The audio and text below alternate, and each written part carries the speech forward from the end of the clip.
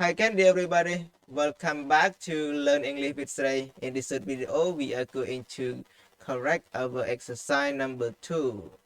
that we focus on if only plus future simple tense and equivalent structure here. So, okay, let's get started. មកស្ការនៅចំណុចពោលសាជាថ្មីស្វាគមន៍មកកាន់វីដេអូស្វាគមន៍មកកាន់រៀនភាសាអង់គ្លេសជាមួយនឹងស្រីហើយនៅក្នុងវីដេអូទី3នេះយើងនឹងទៅកែលម្អទី2របស់យើងដែលផ្ដោតសំខាន់ទៅលើ if only ប៉ុន្តែ if only កន្លែងហ្នឹងបូកជាមួយនឹង future simple tense ហើយបើយើងប្រែជាភាសាខ្មែរយើងប្រែន័យស្ដាប់បានគឺថាសង្ឃឹមថាចុចនឹងព្រមអូខេអញ្ចឹងដូចកន្លែងនេះអញ្ចឹងដូចកាលពីមេរៀនទី2យើងបានខ្ញុំគណៈអាត្មាភាពបានកែលំហាត់ទី1ប្រកេនជូនហើយអញ្ចឹងទី1នេះថា I hope that she will be willing to come today អញ្ចឹងបើយើងទាញជា if only យើងបូកជាមួយនឹង present and future simple tense អូខេយើងទាញមកបើដែលយើងទាញយើងបដូរវាកន្លែង hope that នេះយើងបដូរមកជា if only ហើយប្រធានទឹកដដែលហើយកន្លែង will នេះយើងទុកវាដដែលមកប៉ុន្តែអ្វីដែលយើងត្រូវលុបចោលគឺលុប willing នេះ be willing to នឹងលុបចោលហើយយើងដាក់កិរិយាសព្ទចូលមកហើយនឹង today នឹងចូលមកអញ្ចឹងយើងដាក់ប៉ុន្តែប៉ុណ្ណឹងយើងលុបបានច្រើនអញ្ចឹងបើយើងសេតម្រង់ពីរហ្នឹង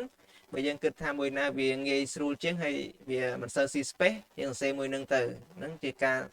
ចង់បានរបស់យើងចង់និយាយបែបម៉េចក៏បាននិយាយសរសេរបែបម៉េចក៏បានដែរអញ្ចឹងប៉ុន្តែសំណងពីរហ្នឹងគឺវាមានន័យដូចគ្នាអូខេអញ្ចឹងយើងមើលថា if only she will come today សង្ឃឹមថានាងនឹងមកថ្ងៃនេះនឹងព្រមមកថ្ងៃនេះអញ្ចឹងណាឧទាហរណ៍យើងណាត់នរណាម្នាក់ឬក៏ណាត់នាងហ្នឹងមកជួបគ្នាអញ្ចឹងថាថ្ងៃនេះឲ្យមកជួបគ្នាអញ្ចឹងសង្ឃឹមហើយអញ្ចឹងវាបង្ហាញពីការសង្ឃឹមរបស់យើងហើយនឹងជាឆន្ទៈឬក៏បំណងរបស់យើងផងដែរ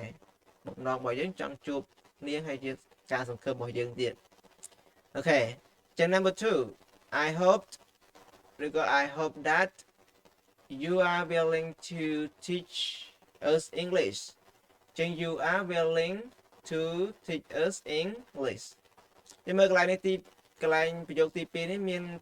ករណីពិសេសមួយទៀតហើយវាចូលមកជំនួសពាក្យ will យើងមើលកន្លែងនេះអត់មាន future ទេយើងដាក់កាលធម្មតានេះអញ្ចឹងប៉ុន្តែវា be willing to យើងចំណាំកាលណាបើឃើញ be willing to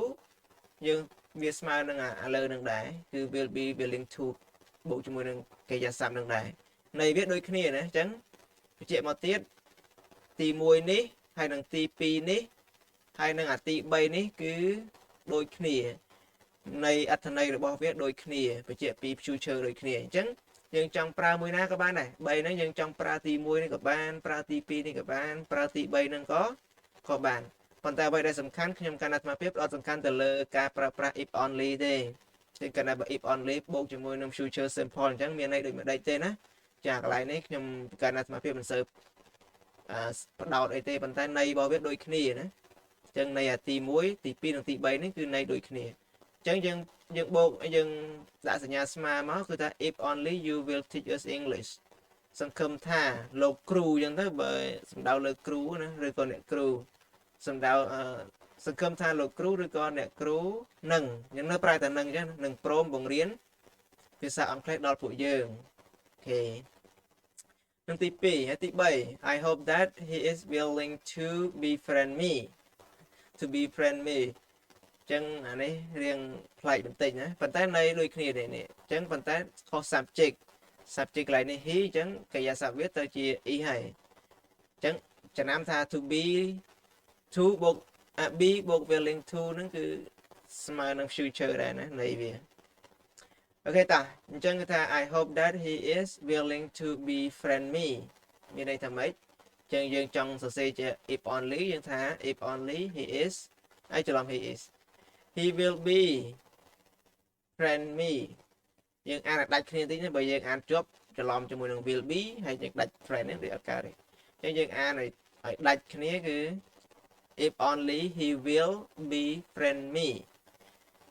អញ្ចឹងសង្ឃឹមថាគាត់នឹងព្រមធ្វើជាមិត្តខ្ញុំអញ្ចឹងអា be friend នឹងធ្វើជាមិត្តជាមួយនរណាម្នាក់ Okay ទី4 we hope that you are willing to add us ដូចគ្នាទេណាដូចអាទី2នេះដែរចឹងទី4ហ្នឹងគឺសំណងទី4ហ្នឹងគឺដូចនឹងទី2 Okay តោះចឹង if only you will add us សង្ឃឹមថាលោកនឹងព្រមជួយពួកយើង Okay ចឹងលំហាត់ទី2បញ្ចប់ត្រឹមប៉ុណ្ណឹងចុះសង្ឃឹមថាអ្នកទាំងអស់គ្នាតាមទាន់បើមានចម្ងល់ត្រង់ណាអាចផ្ដល់ជាសំណួរនៅខាងក្រោម comment section បាន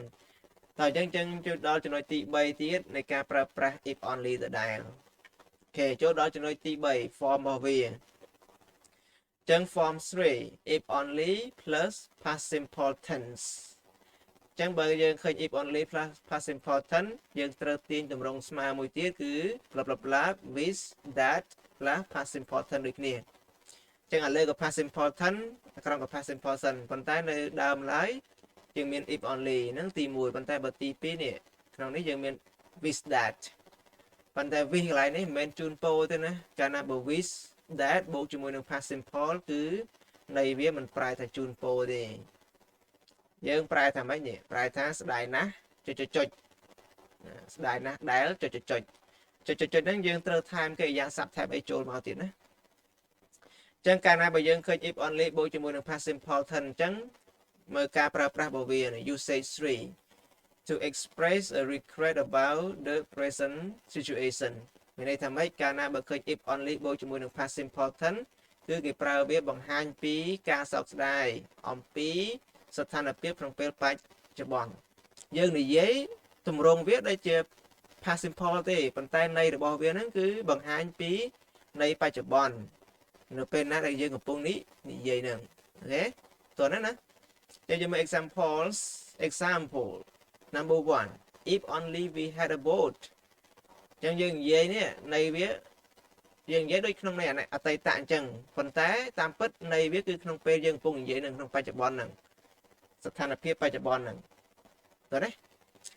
ចឹងយើងទាញតម្រងស្មើ equivalent structure ឬក៏ equivalent sentences sentence ចឹងយើងទាញមកចឹងយើងទាញថាម៉េច we wish that we had a boat អញ្ចឹងយើងមើលទី1នេះហើយនិងទី2នេះគឺវាមានន័យថាម៉េចមានន័យស្ដាយណាស់ដែរអញ្ចឹងន័យត្រង់នេះបើយើងមិនចង់និយាយពីប្រយោគនេះទេន័យត្រង់របស់វានេះឃើញទេ meaning we are sorry that we don't have a boat យើងនិយាយទម្រង់វាក្នុង past simple ប៉ុន្តែអត្ថន័យរបស់វាគឺក្នុង present simple present ចឹងយើងប្រែថាម៉េច we are sorry that ហ្នឹងយើងប្រែថាស្ដាយណាស់មិនមែនប្រែថាសុំទោសទេណា sorry ហ្នឹងកន្លែងនេះ sorry plus that ហ្នឹងប្រែថាស្ដាយណាស់ហេអញ្ចឹងថា we are sorry that we don't have a boat ស្ដាយណាស់ដែលយើងអត់មានទូកនៅពេលហ្នឹងឃើញគេទៅលេងទឹកអញ្ចឹងគេជិះទូកលេងសប្បាយអញ្ចឹងយើងនិយាយថា we are sorry that we don't have a boat ឬក៏បើមានអ្នកជួលទូកអីចឹងណាគេសួរថាបើមានទូកជួលអត់ we are sorry that we don't have a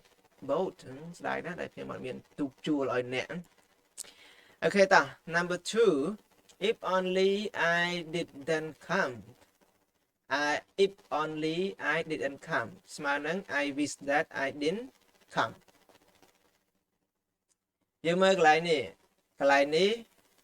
អាលើនេះជាទម្រង់ស្របប៉ុន្តែនៅក្នុងនេះទម្រង់បដិសេធចំណាំណាកាលណាបើយើងឃើញ if only បូកជាមួយនឹង past simple ហើយ negative អញ្ចឹងយើងត្រូវប្រែន័យស្របវិញ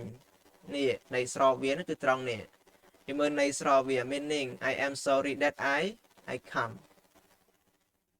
ប្រែថាស្ដាយណាស់ដែលខ្ញុំមកទីនេះតើនេះស្ដាយណាស់ដែលខ្ញុំមកទីនេះឬក៏ដែលខ្ញុំមកឧទាហរណ៍ថា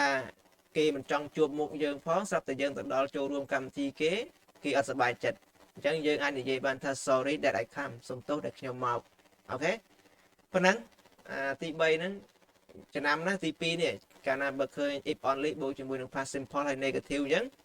ន័យរបស់វាគឺស្របទេប្រែស្របន័យស្របណាបើលើនេះប្រែន័យបដិសេធតែពេលអាក្រោមនេះប្រែន័យស្របអូខេ number 3 if only I were taller if only I were taller ស្មើនឹង I wish that I were taller យើងប្រែបដិសេធមកស្ដាយណាស់ដែលខ្ញុំមិនខ្ពស់ជាងនេះន័យត្រង់មកវា I'm sorry that I am not taller យើងប្រែន័យយើងប្រើបើយើងប្រើន័យត្រង់ negative meaning ត្រង់មកវាគឺ I am sorry that I am not taller ស្ដាយណាស់ដែលខ្ញុំមិនខ្ពស់ជាងនេះអូខេឧទាហរណ៍ថាគេប្រកាសរើសប៉ូលីសទាហានអញ្ចឹងគេរើសកម្ពស់ 1.60 ឡើងអញ្ចឹងហើយយើង 1.55 អីហ្នឹងយើងស្ដាយខ្លួនឯងយើងថាអូ I'm sorry that I am not taller ស្ដាយដល់ហើយដែលខ្ញុំមិនខ្ពស់ជាងនេះបន្តិច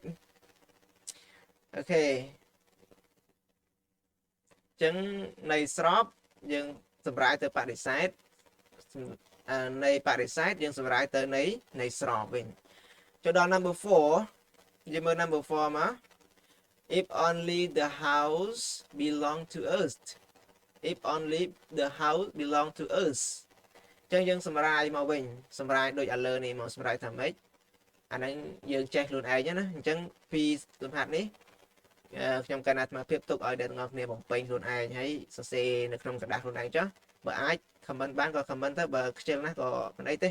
គ្រាន់តែឲ្យយល់ថាកាលណាបើយើងឃើញ if only បូកជាមួយនឹង past simple អញ្ចឹងតម្រងស្មើរបស់វាគឺ I ឬក៏ we អញ្ចឹងអត្ថន័យទី2ស្មើនឹងអានេះមកហើយទី3សម្រាយត្រង់វាគឺសម្រាយដូចអានេះមកហើយបញ្ជាក់ទៀតថាកាលណាបើឃើញ if only បូកជាមួយនឹង past simple ហើយ positive form យើងសម្រាយទៅជាបដិសេធបើវាឃើញវាទម្រង់បដិសេធហើយយើងត្រូវសម្រាយទៅជាស្របវិញអូខេអញ្ចឹងទី3នេះslash តែប៉ុណ្្នឹងចុះសង្ឃឹមថាអ្នកទាំងអស់គ្នាតាមទាន់តាមរឿងបើតាមមិនទាន់យ៉ាងណាចាំវីដេអូក្រោយនឹងបន្ថែមបន្តិចទៀតដើម្បីឲ្យកាន់តែជាច្បាស់អញ្ចឹងអូខេ thank you everyone for watching my video I hope you like it if you like please click on subscribe and ring the bell to get all notification from my post and I hope to see you back again very soon goodbye